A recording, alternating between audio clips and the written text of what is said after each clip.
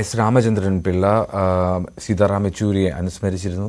അതിലേക്ക് ഇടതുപക്ഷ പ്രസ്ഥാനത്തിനും ഇന്ത്യയിലെ ജനാധിപത്യ പ്രസ്ഥാനത്തിനും കനത്ത നഷ്ടമാണ് സീതാറാമിൻ്റെ നിര്യാണം മൂലം സംഭവിച്ചിരിക്കുന്നത്.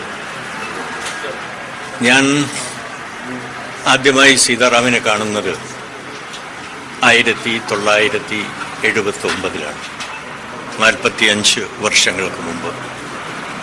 അന്ന് അദ്ദേഹം അഖിലേന്ത്യാ വിദ്യാർത്ഥി ഫെഡറേഷൻ്റെ അഖിലേന്ത്യാ ജോയിൻറ്റ് സെക്രട്ടറിമാരിൽ ഒരാളായിരുന്നു.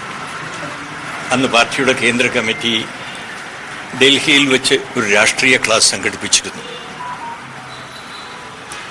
അവിടെ വെച്ചാണ് ഞാൻ ആദ്യമായി സീതാറാമിനെ കാണുന്നത്.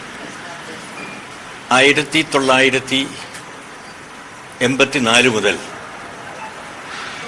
കഴിഞ്ഞ 40 കൊല്ലമായി ഞങ്ങൾ ഒരുമിച്ച് പ്രവർത്തിക്കുകയാണ്. 1984 സീതാറാമിനെയും എന്നെയും ബിപിൻ ബാസുവിനെയും മണിക് സർക്കാരിനെയും എല്ലാം പാർട്ടിയുടെ കേന്ദ്ര കമ്മിറ്റിയിലെ ക്ഷണിതാവായി പാർട്ടി തീരുമാനിക്കുന്നത്. 1985 കൽക്കത്തയിൽ വെച്ച് ചേർന്ന പാർട്ടിയുടെ കോൺഗ്രസിൽ ഞങ്ങളെയെല്ലാം കേന്ദ്ര കമ്മിറ്റി അംഗമായി തിരഞ്ഞെടുക്കുകയുണ്ടായി.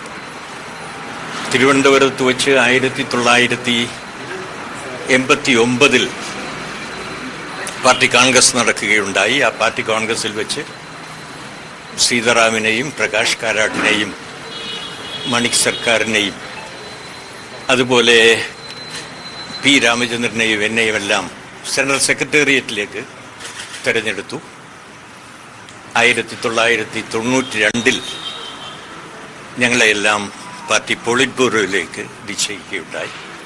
അങ്ങനെ 92 മുതൽ കഴിഞ്ഞ 30 കൊല്ലക്കാലം ഞങ്ങൾ ഒരുമിച്ച് പോളിറ്റ് ബ്യൂറോയിൽ പ്രവർത്തിച്ചു.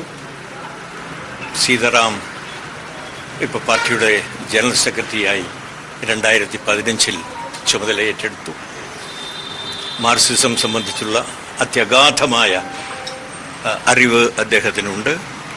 നമ്മുടെ രാഷ്ട്രീയ പ്രശ്നങ്ങൾ സംബന്ധിച്ചുള്ള അത്യഗാധമായ അറിവുണ്ട്. സാർവദേശീയ പ്രശ്നങ്ങൾ സംബന്ധിച്ചും അത്യഗാധമായ അറിവാണ് അദ്ദേഹത്തിനുള്ളത്. അദ്ദേഹത്തിൻ്റെ നിര്യാണം കമ്മ്യൂണിസ്റ്റ് പാർട്ടി ഓഫ് ഇന്ത്യ മാർക്സിസ്റ്റിനെ സംബന്ധിച്ചിടത്തോളം വലിയ നഷ്ടമാണ്. കമ്മ്യൂണിസ്റ്റ് പാർട്ടി ഓഫ് ഇന്ത്യ മാർക്സിസ്റ്റിന് മാത്രമല്ല, ഇന്ത്യയിലെ ഇടതുപക്ഷ പ്രസ്ഥാനത്തിനും ജനാധിപത്യ പ്രസ്ഥാനത്തിനും തീരെ നഷ്ടമാണ് ഉണ്ടായിരിക്കുന്നത്. അത് മറ്റൊന്നും വിവരിക്കാനാവില്ല. CPM ജനറൽ സെക്രട്ടറി സീതാറാം യെച്ചൂരിയുടെ വിയോഗം